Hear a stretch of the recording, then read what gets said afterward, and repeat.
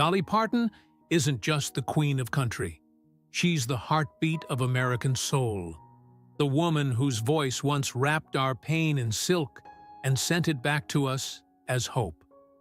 But tonight, that same voice stands at the edge of silence. Her sister, Frida Parton, posted in the middle of the night, "I was up all night praying for my sister Dolly. Many of you know she hasn't been feeling her best lately. I truly believe in the power of prayer, and I have been led to ask all of the world that loves her to be prayer warriors and pray with me." When words like these come from blood, you know the worry is real. For over 6 decades, Dolly gave the world Jolene, Coat of Many Colors, and I Will Always Love You, songs that turned heartbreak into healing and loneliness into light.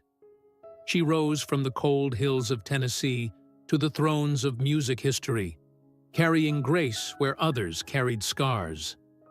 And now, at 79, as the Las Vegas lights go dim and the world holds its breath, we are left wondering, will the voice that once healed millions find its own strength again? Don't look away, because what she's facing now may be her hardest song yet. Before we begin, honor Dolly Parton with a like, a prayer for the woman who gave us her heart in every note and still hasn't stopped giving. Some souls come into this world already bruised, carrying wounds too deep for the innocence of childhood to ever mend. Dolly Rebecca Parton was one of them. Long before doctors' words or headlines of concern ever brushed her name, she had already learned the secret art of survival. Not in hospitals, but in the hollows of the Great Smoky Mountains that raised her. Born on January 19, 1946, in Sevier County, Tennessee, her first lullaby was the wind moaning through pine and timber. Her cradle was a one-room cabin crouched between the ridges. No electricity, no running water, just the hush of the mountains and a mother's labored breathing. Her parents were so poor, they paid the doctor who delivered her with a sack of cornmeal. That night, as her family would later tell her, the cold pressed through the thin walls like a living thing. The stars outside burned bright, but far away, as if even heaven was keeping its distance. Inside, her mother, A.V. Lee, lay beneath a quilt frayed by too many winters, her sweat mixing with the mountain chill. Hope, not fire, was the only warmth they could afford. The Partons weren't merely poor, they wore poverty like a second skin, like weather that never broke, a cold that settled into the bones and stayed. Winters in those mountains stretched long enough to forget spring. The wind had teeth. It bit through quilts and skin alike, rattling the boards until the whole cabin seemed to shiver. Dolly would wake in the dark when the air itself felt brittle, her breath clouding before her face. 12 children, 1 blanket. They clung to one another as the night creaked and groaned around them. "It was the only warm thing we knew," she would later say, smiling through the ache of memory. Summers offered no mercy.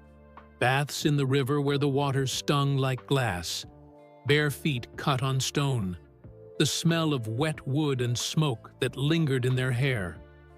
But those nights of cold and hunger were her first teachers. They taught her how to breathe through pain, how to find rhythm in the silence, lessons her body still remembers. Her father, Robert Lee Parton, could not read or write, yet his hands spoke fluent sacrifice. They were cracked and calloused, darkened by work and worry, steady as mountains. He rose before the light did, his breath already fogging the dawn, working the fields, hauling gravel, doing anything to keep 13 plates from going empty. Her mother, A.V. Lee, moved like a hymn, soft, endless, exhausted. 35, 12 children, and still she sewed until her fingers forgot tenderness. She sang while she cooked, her voice thin but determined, weaving stories to keep the darkness at bay. By 6, Dolly had become a caretaker, fetching water from the creek, rocking babies to sleep, stirring beans over the wood stove until the smoke made her eyes sting. She owned no toys, no dolls, no silks, only the truth that love meant labor, and that the purest faith was found in endurance. Then came 1955. Dolly was 9 when silence fell heavier than the mountain snow. Her baby brother, Larry, lived for only 4 days. There was no funeral, no headstone, only a patch of earth behind the house where sorrow learned to breathe. Her mother sat in stillness, hands folded like broken wings.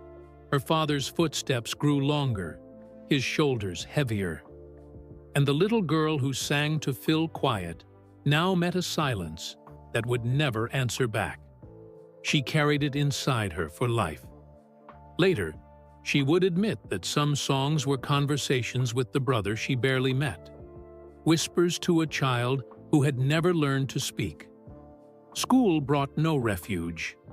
One winter, her mother stitched her a coat from scraps, each patch chosen with love, each color meant as pride.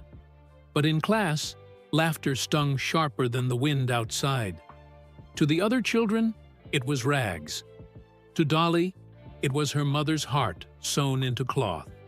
She held her chin high and walked home through the snow, her tears hot against the cold. Years later, that humiliation became redemption in Coat of Many Colors, a song born from the bruise of ridicule, a hymn to dignity and love. Even decades later, she could barely sing it after her mother's passing in 2003, her voice breaking where memory still hurt. By 7, music had already become her shelter, her rebellion, her prayer. She wrote songs before she could spell them, turning hunger into melody, loneliness into lullaby, grief into something that could be held without breaking. She sang to warm herself. She sang to fill the hollow her brother left.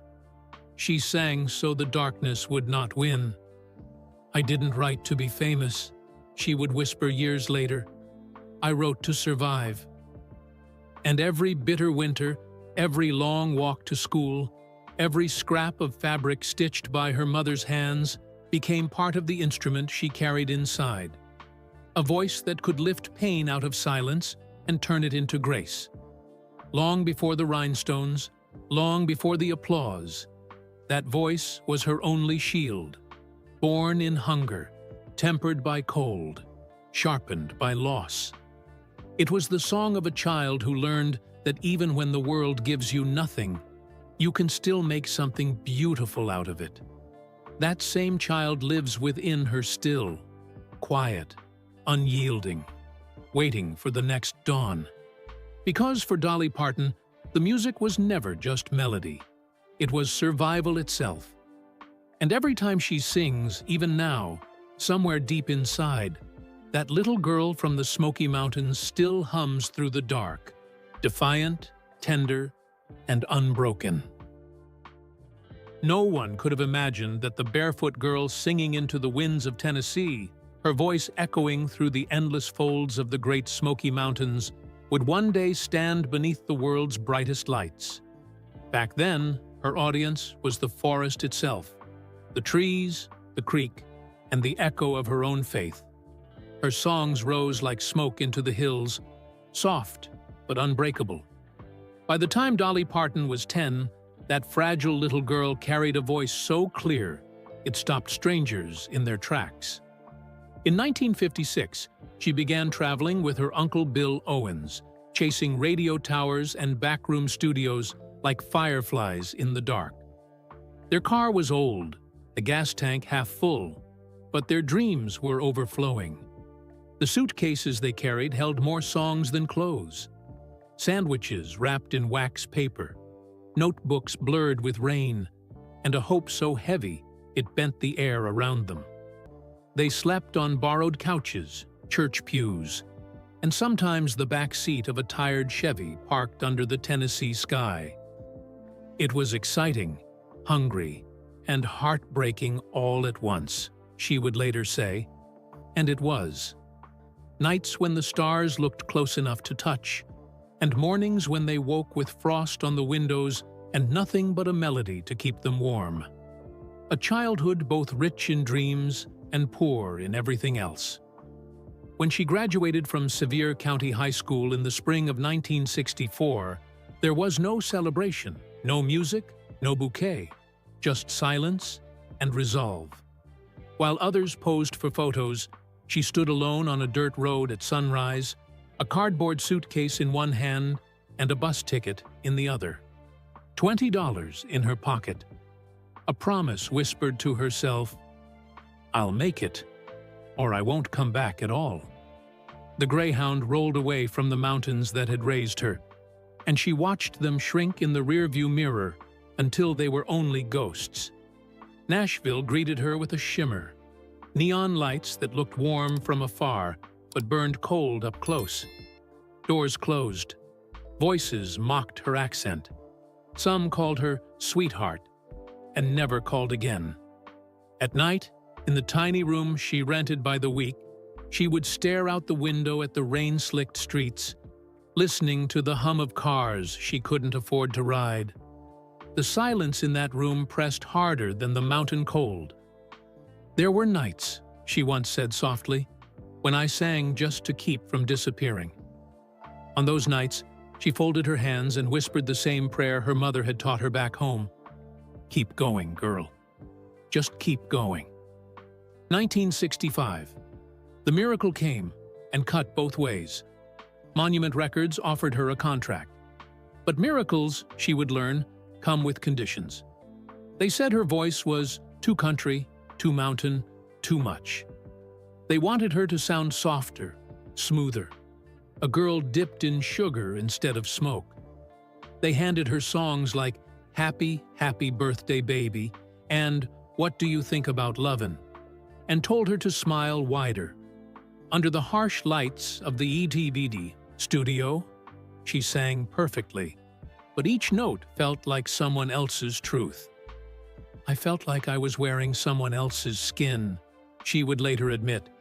The kind of line that breaks your heart precisely because it's whispered, not shouted. When the singles failed, the phone stopped ringing. The label cooled. But Dolly's fire was not made for dimming. By day, she played in smoky bars where drunks barely looked up from their drinks. By night, she wrote. By candlelight, when the power was cut. Her words scrawled across envelopes, receipts, the backs of old flyers. Her hands cramped, her stomach ached, her voice trembled from exhaustion. But she kept going. "I used to hum just to hear something alive," she'd recall years later. And somewhere in that ache, she found her own sound. Then came 1966, a small song, "Put It Off Until Tomorrow," one she co-wrote with Uncle Bill, slipped into the world through singer Bill Phillips. It soared to #1. And just like that, the wind changed direction. In every office on Music Row, people began asking, "Who's Dolly Parton?" The answer came in 1967 with her debut album, "Hello, I'm Dolly." It wasn't just an introduction, it was a declaration of self. Those songs weren't fantasies. They were the truth, carved from hunger and hope. From nights when she sang to the dark because no one else would listen. They told of loss, faith, and rebellion. The quiet kind that blooms in women who've learned to stand tall in small rooms. Nashville still underestimated her. Some saw a novelty, some saw a smile. But behind that sweetness was steel. Beneath those sequins lived the same barefoot child who had once sung to the mountains just to survive. "I didn't come all this way to be told who I am," she would later say. And in 1973, she proved it. She wrote her goodbye, not to fame, but to the cage. "I will always love you." It wasn't merely a song. It was liberation wrapped in grace, a farewell that forgave, a wound turned holy. When she sang it, the world fell still, because somehow, through her voice, every listener heard their own heartbreak heal. From that moment on, no one could keep her in the shadows again. Dolly Parton's climb to the top of country music was never a graceful rise. It was survival, fought not on a battlefield, but beneath blinding stage lights. By 1970, she had carved her own corner on the Porter Wagoner Show, her golden voice flowing into millions of living rooms every week. On screen, she was sunshine, radiant, effortless, flawless. Off-screen, she was unraveling. Behind every smile, creative tension tightened its grip. Each time she wrote a song that cut too deep, too true, the room grew colder. I felt like I was standing in somebody else's shadow, she would later confess. Not with bitterness, but fatigue. Her pen was too honest for an industry that preferred its women soft-spoken and obedient. Porter, both mentor and warden, couldn't see that his pupil had outgrown her cage. She loved him, respected him, but love could not save her from suffocation. By 1974, the choice she feared most became the one she could no longer avoid. She would walk away from the man who had opened every door and the show that had defined her name. It wasn't rebellion, it was survival. That farewell wasn't shouted, it was sung. I will always love you. The words rose like a prayer, a love letter stitched together with pain too tender for anger. I cried all the way to the top of the charts, she admitted years later, and she meant it. The song didn't just close a chapter, it buried a part of her heart. When the applause came, it hurt. Because success born from loss feels more like mourning than triumph. Behind the curtain, she stood alone, mascara streaked, chest rising with sobs, whispering to herself, "You did the right thing." But Dolly had already proven her power long before that goodbye. A year earlier, she'd released Jolene, a song so hauntingly simple, it cut through the noise like a whisper through thunder.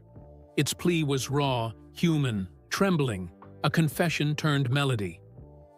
It wasn't just a hit, she later said. It was a mirror. But mirrors can wound, and Nashville still tried to box her in. A novelty, a duet girl, too pretty to be profound. They didn't see the storm gathering behind that smile. By day, she filmed and performed. By night, she wrote, alone in motel rooms where exhaustion hung heavy in the air. Her hands cramped, ink smeared by sweat or tears, her coffee gone cold. Writing was how I fought my battles, she said. Every melody was a way to breathe. There were nights she fell asleep sitting upright, guitar in her lap, strings pressed into her skin like scars. Proof she'd survived another day. The mid-1970s tested her body and soul like never before. Endless tours, cameras, interviews, radio promos, studio sessions that bled into sunrise. Her voice, once clear as a mountain stream, now rasped under the strain. Her fingers blistered, her back ached from corsets and costumes. She learned how to hide fatigue behind rhinestones, how to turn pain into glitter. Some nights, she'd walk off stage and collapse in the dressing room, her sequins clattering against the tile floor. Assistants would lift her, and she'd laugh it off. Guess I sparkled too hard tonight. But when the lights went out, her body trembled from sheer exhaustion. Still, she refused to surrender her story. When others told her to rest, she wrote instead. When they told her to compromise, she doubled down. I won't be reduced to a formula, she vowed, even if that defiance cost her sleep, sanity, and health. Then, in 1977, the storm broke into sunlight. Here you come again, shattered boundaries, soaring to #1 on the country chart and into the pop top 3. Purists accused her of betrayal. She smiled and answered, "I wasn't leaving country. I was taking it with me." Those words were not just defiance. They were faith. Her body may have been running on fumes, but her spirit had never burned brighter. Then came 1980, 9 to 5. Written in one sleepless night on a film set beside Jane Fonda and Lily Tomlin, it was more than a song. It was a war cry disguised as a melody, a hymn for every woman who had worked herself past the breaking point and kept going anyway. The anthem dominated charts across every genre, and the world cheered. But Dolly was unraveling behind the applause. The schedule was merciless. 12-hour film shoots, studio sessions, red carpets, flights, interviews, performances. She lived on coffee and adrenaline. "Some nights," she said softly, "I'd look in the mirror and not recognize the girl staring back. The smile was there, the hair, the lashes. But behind the sparkle lived a woman running on painkillers, prayers, and willpower. Yet somehow, she kept singing. Because for her, music was medicine, the one thing that could still hold her together.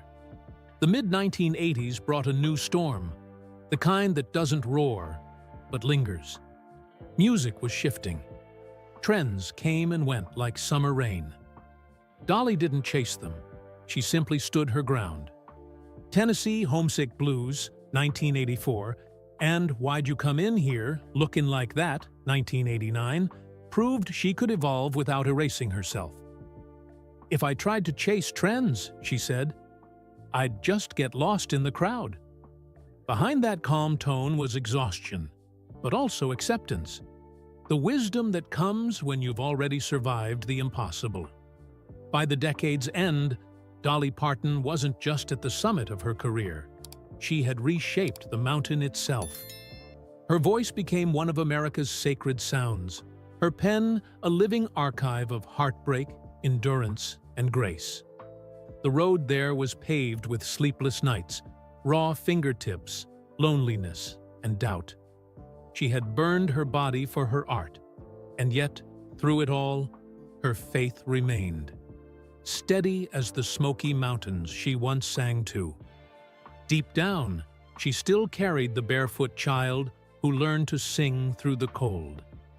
And now, after every triumph and scar, she had become the living proof of her own song. That even pain, when sung with truth, can turn into something holy. Even in the brightest moments of her career, when the spotlights bathed her in gold and the applause roared like an ocean without end, there were nights when Dolly Parton's thoughts slipped far beyond the glitter.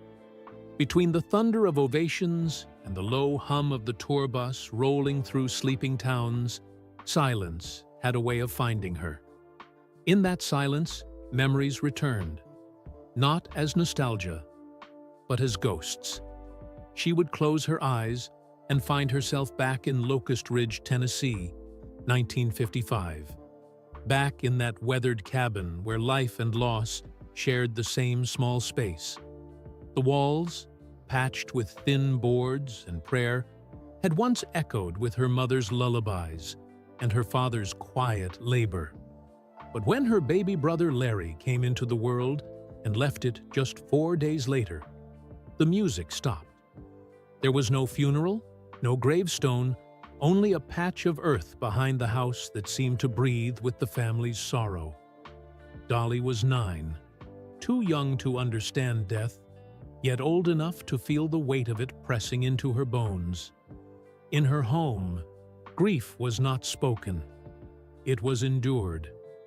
Her mother's eyes carried what her lips could not say.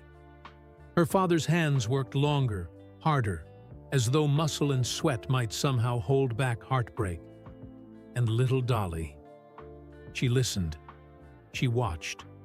She learned that love, no matter how pure, could be fragile. That life could take something precious without ever explaining why. As the years passed and her fame reached impossible heights, that childhood ache never left her. It simply changed form. It became the quiet pulse beneath her music, the tremor in her voice that made strangers weep without knowing why. When she sang "I Will Always Love You," a song born from professional farewell, the tenderness came from somewhere far older, somewhere buried deep in that mountain soil where her brother rested. Each note carried an echo of a lullaby she never got to sing, a promise to someone she barely knew, yet never stopped missing. In interviews, she would smile, that familiar, radiant smile. But if you listened closely, her voice softened when she admitted, "I think I've been singing to the people I've lost all my life." That loss, quiet, unspoken, buried under decades of resilience, became the unseen foundation of her art. It was the ache that gave her songs their truth, the compassion that made her voice feel like home to millions. Long after the trophies gleamed and the charts surrendered her name, her true triumph was never the applause. It was her ability to turn grief into grace. Each lyric, each melody, was a way of giving back what life had taken. She had learned in that small cabin in Locust Ridge that love and loss were twin threads of the same cloth, one tearing, one mending, and that sometimes the most enduring gift we can offer the world is the sound of our own heart breaking beautifully. If Dolly Parton's music has a heartbeat, then its pulse, steady, warm, and eternal, belonged to her mother, Avie Lee Parton. She wasn't merely the woman who brought Dolly into the world. She was the wellspring of her strength, the keeper of her tenderness, and the invisible thread woven through every note Dolly ever sang. Avie Lee was the mountain's voice before Dolly found her own, the hands that turned scarcity into grace and hardship into hymn. And when her mother passed away, something inside Dolly went still. The world saw the same radiant smile, the glittering gowns, the laughter that filled television screens. But behind that light, a silence settled. She would later say it felt as if the sun had set inside her. She kept touring, kept smiling, kept showing up for others, because that's what her mama taught her. But even she admitted that for a long time. It felt like I was just walking through the days, not living them. Avie Lee had been more than a mother. She was a miracle maker from nothing. It was her hands that stitched together the legendary coat of many colors from scraps of fabric and love. Patch by patch, prayer by prayer, sewing into it not just cloth, but dignity, pride, and hope. That coat became one of Dolly's most cherished songs, an anthem of resilience that turned childhood humiliation into poetry. But after her mother was gone, the song was no longer just a melody. It was a wound. "I'd try to sing it," she confessed, "but I'd just lose it. It wasn't just a song. It was my mama's hands, my mama's voice, my mama's love." Some nights, she stood on stage before thousands, her smile shining under the lights. But inside, she was still that little girl listening for her mama's voice in the dark. Her grief, true to her roots, was quiet. Dolly had been raised in a home where sorrow was carried silently, like a stone in the pocket. Always there, never shown. She mourned the way her mother had taught her, privately, deeply, in the spaces between concerts and interviews. Friends recalled finding her backstage, sitting alone, the original coat laid gently across her lap, her fingers tracing its seams like a map leading back to the cabin of her childhood. That coat had once warmed her when winter bit through the thin walls. Now, it warmed her heart when the world felt cold. She remembered her mother's laughter echoing through the Smoky Mountain nights, her soft voice singing over the crackle of a wood stove, her gentle words stitching faith into her children. We may not have much, but we have enough if we have love. In time, Dolly began to speak of her mother not with tears, but with reverence. "My mama is in every good thing I've ever done," she told audiences, her voice trembling but proud. She told stories of Avie Lee's wisdom, her songs hummed between chores, the way she could turn a worn apron into comfort, a hymn into healing. Dolly said she still dreamed of her, and in those dreams, her mama wasn't gone. She was home. When she finally returned to Coat of Many Colors on stage, years later, it sounded different. To the audience, it was a story of hope. To Dolly, it was communion. Every word a prayer, every note a memory. She felt her mother's hands again, guiding the needle through the fabric, mending not just a garment, but her daughter's soul. For all the fame, the lights, the applause, and the endless adoration of millions, this remained the quiet truth at the center of Dolly Parton's heart. The greatest gift she ever received wasn't gold records or standing ovations. It was the love of a mother who taught her that softness is strength, and that kindness is its own kind of courage. And though the woman who gave her that gift is gone, her melody endures, not in charts or trophies, but in every song that reminds the world that love, once given freely, never truly dies. Among all of Dolly Parton's siblings, Floyd Parton was more than just family. He was her mirror in melody, her quiet twin in creation. From their earliest days in Locust Ridge, Tennessee, when the world was no bigger than a front porch and the mountains held their songs like secrets, the two would sit side by side with a battered guitar and scraps of paper covered in lyrics and dreams. They traded lines until words found their perfect home, finishing each other's verses the way only souls born from the same song could. They weren't just brother and sister. They were a duet written by fate. Together, they carried their shared past into melody, their memories stitched into verses the world would one day sing. Songs like Rockin' Years, which soared to #1 in 1991, were born not from ambition, but from understanding and love. Floyd's name appeared quietly in the credits of many of her records, unseen by most, but to Dolly, his presence was everywhere. In her phrasing, in her timing, in the silence between notes. Then, in December 2018, that harmony was broken. Floyd Parton died at the age of 61, and with him, something in Dolly's rhythm fell silent. This loss didn't echo like the others. It was sharper, stranger, a silence she couldn't set to music. "He understood my heart better than most," she once said. "He knew what I meant before I said it." When he was gone, that unspoken language disappeared too. Dolly didn't turn her grief into headlines. There were no televised tributes, no awards show montages, just a short family statement and a quiet funeral.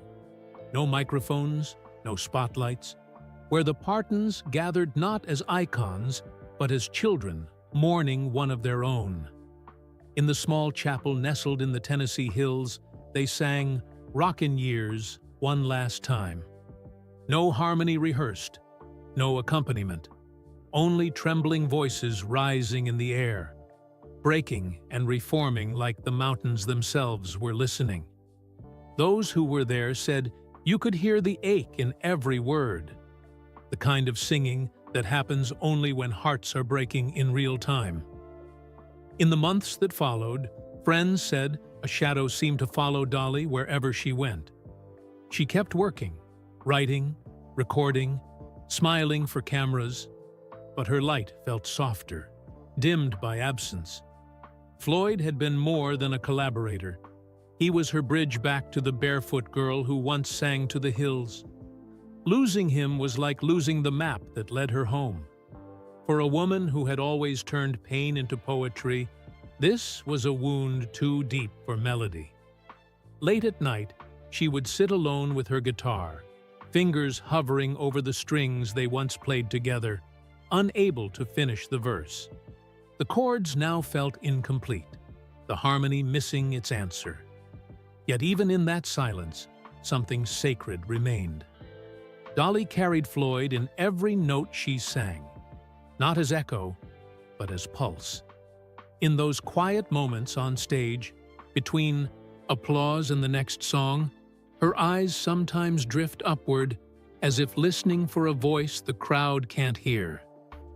Perhaps, in those pauses, she still feels him beside her, the brother who once finished her songs, the partner who now waits beyond the melody. And though she still greets the world with her bright smile and golden laugh, somewhere in the shadows of her music lies a verse she will never sing again, but will forever carry in her heart. Some heartbreaks are too raw for melody, too heavy for even the gentlest song to bear. They don't fade. They live quietly in the corners of the soul, where memory hardens into ache. For Dolly Parton, the loss of her beloved niece, Tever, was that kind of wound, one that no prayer, no song, no stage could ever soften. 36. An age meant for possibility, when mistakes can still be mended, when hope still finds a way to take root. But Tever's story ended before her song could find its chorus. Her light went out not in the blaze of fame, but in silence. Far from the glitter of Dollywood, far from the roar of applause, leaving behind a hollow that no spotlight could ever reach. Later, reports would say it was an overdose, the final act of a long struggle she had fought bravely, and often alone. Those who knew Dolly say this loss pierced her deeper than any before, because she had seen it coming. The slow unraveling, the quiet cries hidden beneath a smile. Tever had wrestled with shadows that daylight couldn't chase away, custody battles that broke her spirit, the loneliness of trying to be strong for too long, the pain of a heart too tender for this world. And Dolly, the woman who had spent her life healing others through song, now found herself powerless to save one of her own. She didn't just send help. She stepped into the storm herself, heart first. She paid $25,000 from her own pocket for her niece's rehab, not for image, not for praise, but out of pure, desperate love.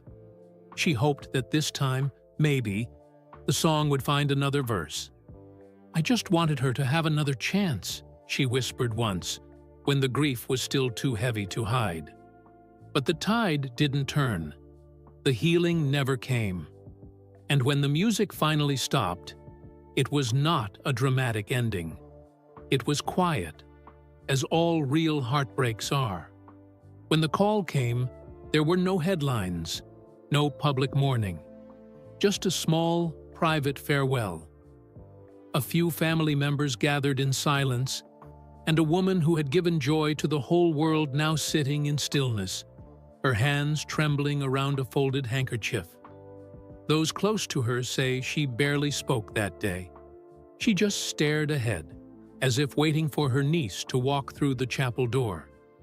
How could a woman who had built schools, fed families, and given books to millions still not find a way to save one life, the one she loved most?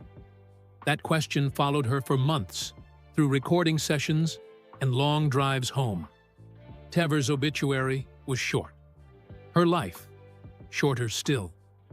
But her absence lingered, in the way Dolly's laughter sometimes caught in her throat, in the pauses between her words, in the silence that followed her songs.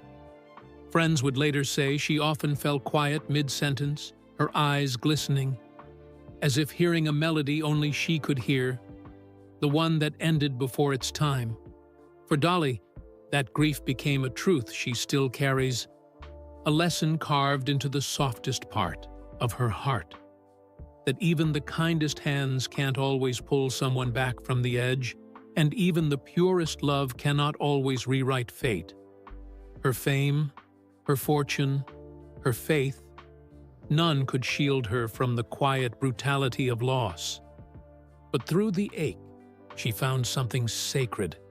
She learned that love's truest form is not in saving, but in staying, in loving even when the song ends. 36 years old, a life that never reached its bridge, a melody that never found its resolution. And sometimes, she says softly, the hardest part of living is knowing the music stopped before it ever had the chance to soar. There are dreams so tender, so human, that when life takes them away, it doesn't just break your heart, it quiets your soul. For Dolly Parton, that dream was motherhood, a song she could hum, but would never sing out loud. When she married Carl Dean in 1966, she didn't dream of red carpets or flashing lights. She dreamed of a home that smelled of biscuits and bedtime, of tiny shoes lined by the door, of soft laughter in the next room. She imagined a child's giggle bouncing off the walls of a small Tennessee house, not the roar of an audience, but a single, sweet voice calling her by one name, Mama. That picture lived inside her for years, tucked between tour schedules and song lyrics. But in 1982, at 36, life changed its key.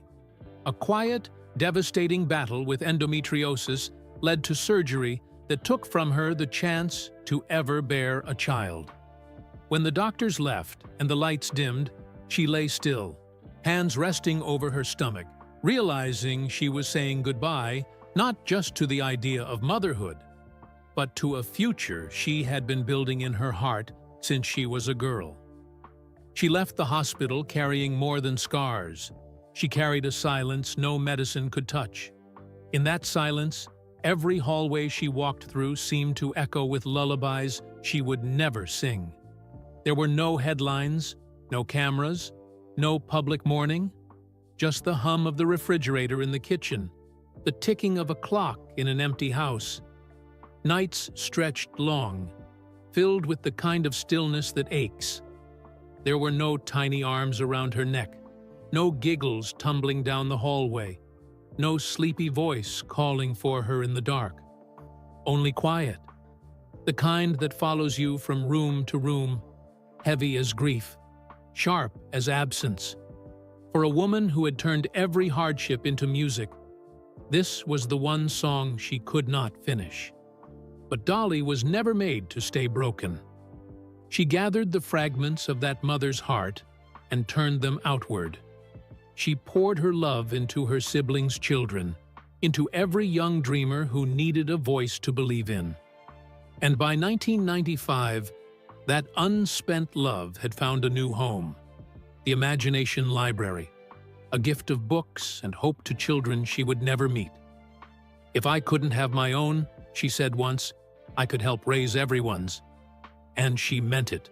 Through every page, every story, every letter sent to small hands around the world, she stitched back together the dream life had torn apart. Still, the ache never vanished. It lingered quietly, surfacing in the smallest, most human ways. The sight of a baby store window lit late at night, a mother and child sharing ice cream on the sidewalk, a lullaby playing faintly from a passing car. In those moments, she felt that old tenderness stir again, the ache of a love that had nowhere to go. She spoke of it rarely, and when she did, it was not with bitterness, but grace. Some things, she said softly once, are meant to grow in other ways. And she believed it. That love, once meant for one child, became the kind that holds the whole world. And yet, when the curtain falls and the lights fade to gold, there are nights when Dolly still feels it, the ghost of a dream brushing past her like a breath. In the quiet, She admits there are songs she's never sung. They live inside her, small and sacred. A lullaby without words. A love without a child. A melody for a baby who was never born, but has always been loved. At the height of her fame, when her name shimmered brighter than the rhinestones on her gowns, Dolly Parton seemed untouchable. To the world, she was a force of nature, unstoppable, radiant, a woman whose laughter could light up an entire arena. But behind the sequins and smiles, her body was fighting a quiet war. What began as exhaustion soon grew into something far more merciless.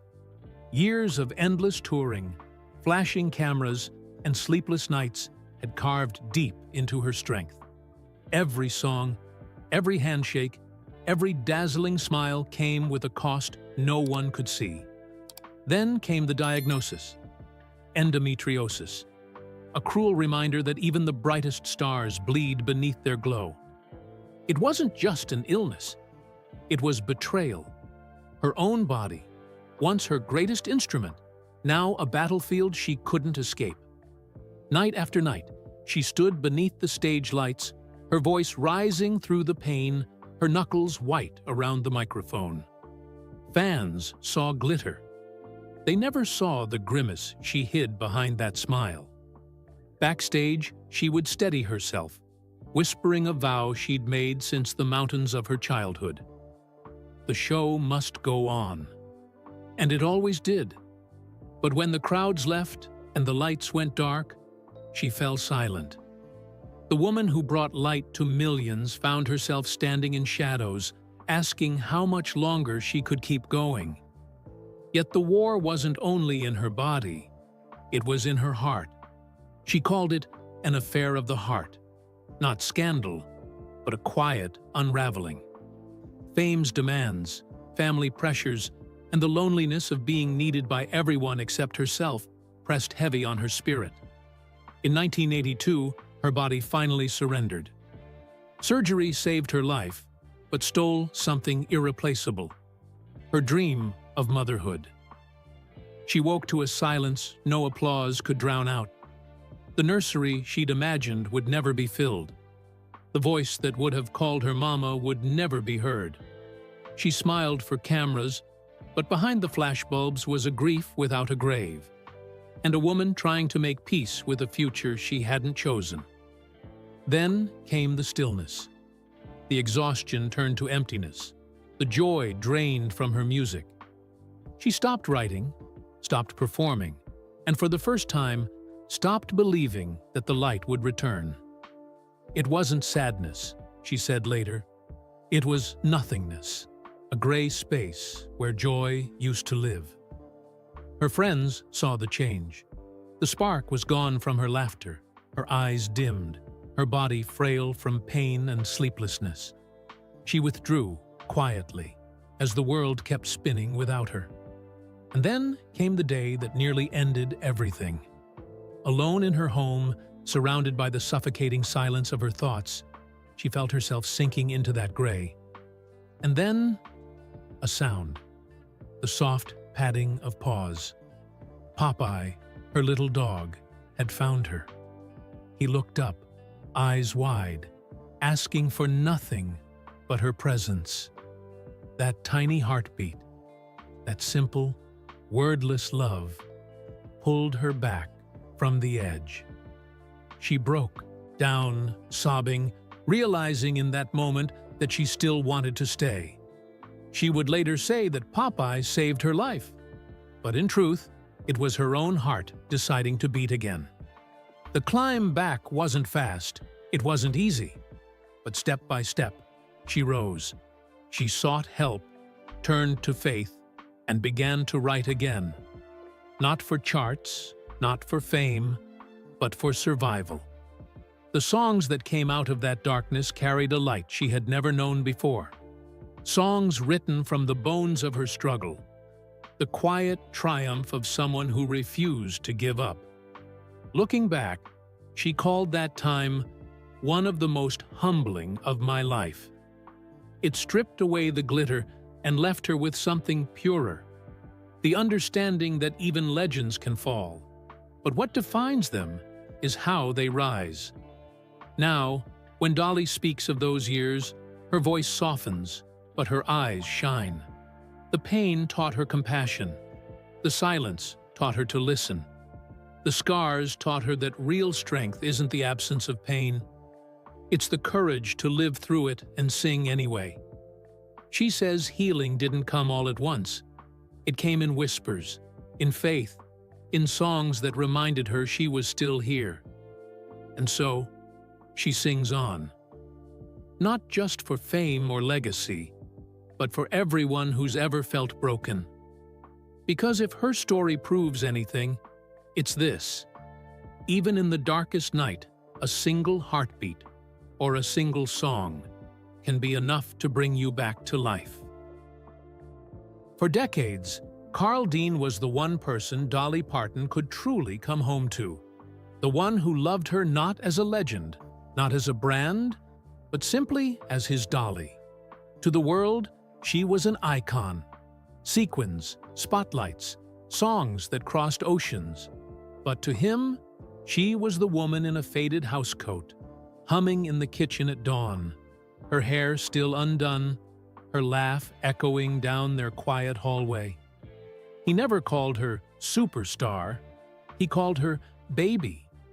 In a world that constantly demanded a performance, he was her stillness. When the cameras flashed and the crowds roared, he stayed in the shadows, content to be the silence that steadied her noise.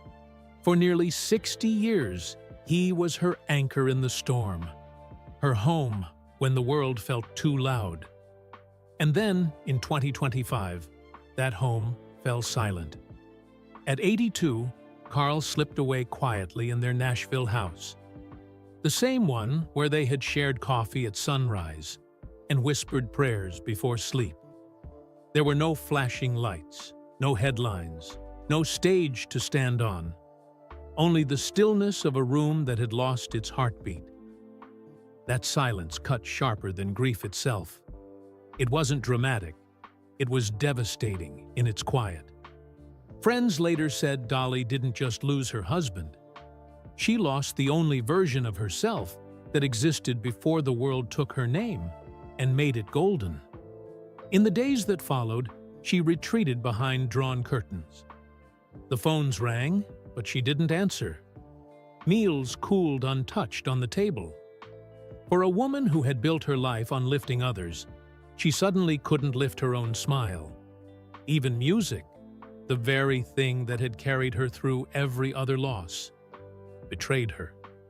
She would reach for her guitar, strum a single chord, and feel it vanish, thin as breath, before the sound could form. It felt like even my songs left with him, she would later whisper. When it came time to say goodbye, Dolly refused the world's gaze. She planned the funeral herself, not as a spectacle, but as a love letter. In the small cedar chapel on their property, the same place where Carl used to sit alone in quiet prayer, she filled the room with his favorite wildflowers, the kind he would pick from their land and leave on her kitchen table in a chipped mason jar. Along the altar were photographs no magazine had ever seen. Muddy smiles after planting a garden, Christmas mornings in flannel pajamas, the two of them sitting barefoot on the porch swing, hands tangled together like roots. When she finally stood to speak, she didn't turn to the mourners. Her eyes stayed locked on the casket, as if sheer longing could bring him back, just for one more laugh, one more breath. Her voice trembled, not from nerves, but from the weight of holding back a lifetime. She thanked him, not for the years, but for the little things, for protecting her from a world that didn't always care who she really was, for loving her when she wasn't Dolly Parton, and for keeping every secret safe. Then she unfolded a yellowed piece of paper, the letter Carl had written years earlier, to be opened after I'm gone. Her hands shook as she read, "You were always my shining star, but I never needed the world to know. Just you." By the time she reached the last line, her voice broke completely. The chapel fell into sacred silence. Then, as if guided by something greater than herself, she reached for her guitar, the one he had bought her before her first hit, and began to play. The melody was fragile, trembling under the weight of her grief. It was a song no one had ever heard before, one she had written decades earlier, just for him. By the final verse, her voice was cracking, her tears falling freely. And every person in that room wept with her, not for the legend they admired, but for the woman they suddenly saw. Small, human, heartbroken, brave. When the last note faded, she set the guitar down and stepped away. Not toward the guests, but into the silence that now belonged to her. In the weeks that followed, loneliness became a second skin. Every morning, she still set 2 cups at the table before remembering there was only one. She caught herself turning to speak, only to find an empty chair. Even the air seemed heavier without his laugh to lift it. Carl's death wasn't just the loss of a husband. It was the quiet collapse of the only place she had ever belonged without earning it. And now, in the quiet house they built together, Dolly still walks the same halls where his shadow lingers. Some nights, she swears she hears him. The soft rhythm of his footsteps on the old wood floor, the faint brush of his hand as she passes the porch swing they once shared. She still sets 2 cups on the counter each morning, out of instinct, out of love. At night, she whispers goodnight into the dark, not out of habit, but because love that deep doesn't vanish. It lingers in the air, in the echoes, in the space between heartbeats. "I've written 1,000 love songs," she once said quietly, but he was the only one that ever truly mattered. Lately, even her body has begun to echo that absence.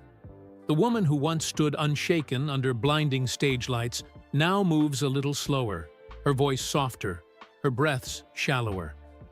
In recent months, her sister asked fans to pray for her, saying Dolly hadn't been feeling her best. She's postponed her Las Vegas shows, the doctors urging rest. But rest has never come easy for a heart that has never stopped giving.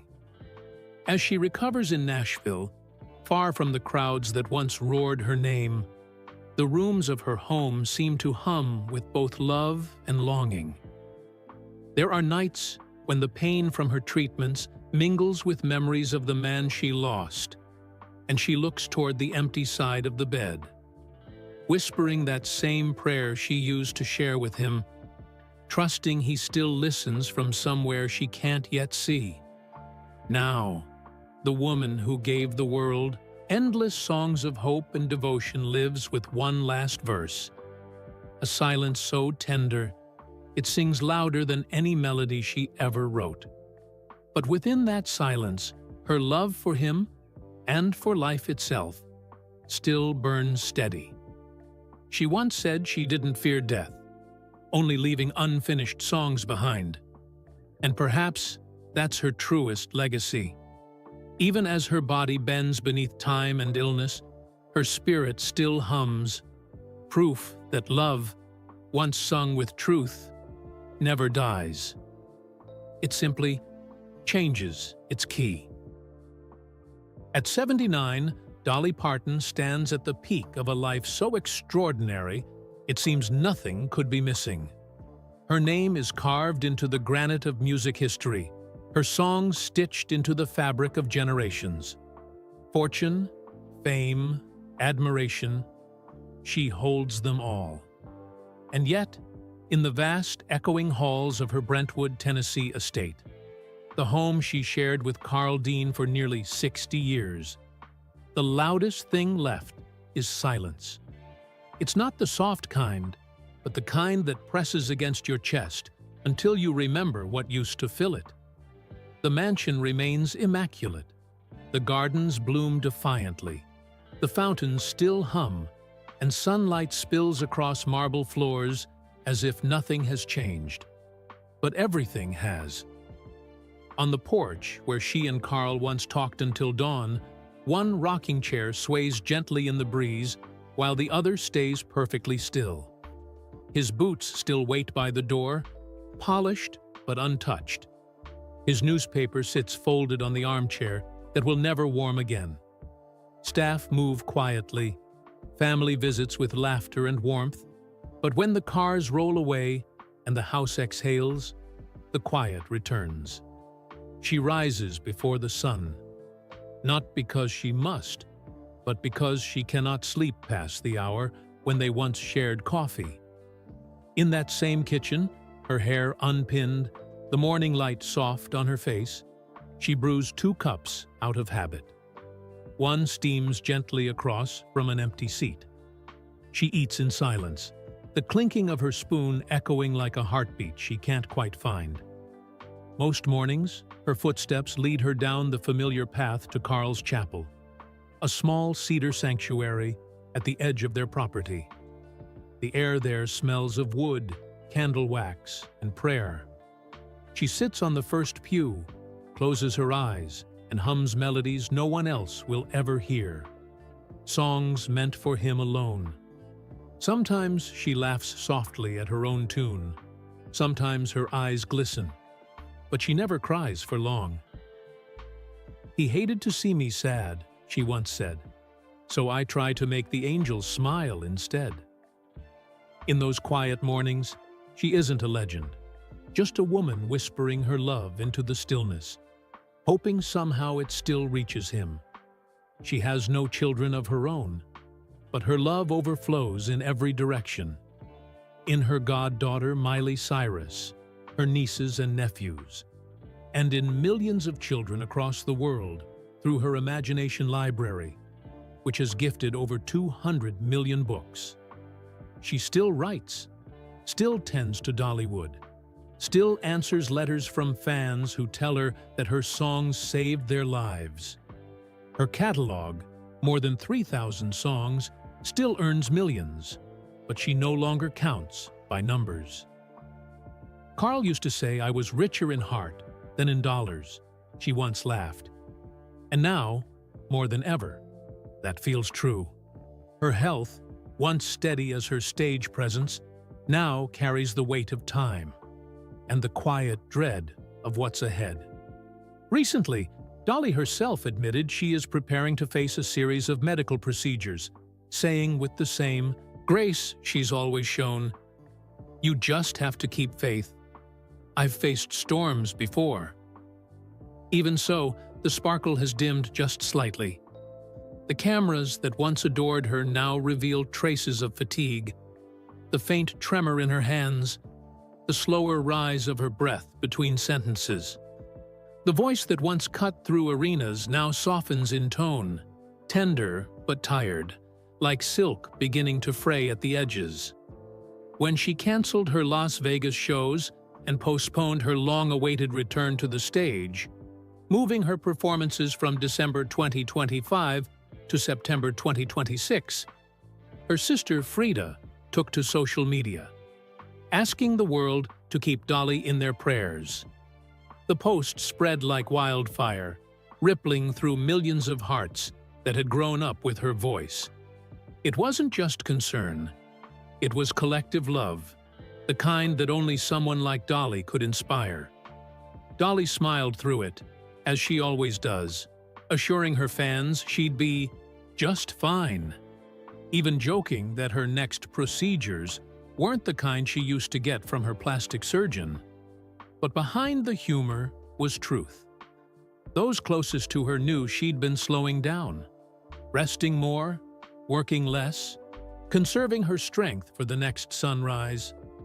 She now calls it a season of stillness, a phrase that feels more like poetry than resignation. Yet even in that stillness, she cannot sit idle. Between doctor visits and quiet recovery days, She still drifts toward her private studio, a warm room filled with light, guitars, and old photos of the people she's loved and lost. There, in the hush between heartbeats, she writes melodies that sound like memories, prayers disguised as lullabies, each note a promise that the music, like her spirit, will never fade.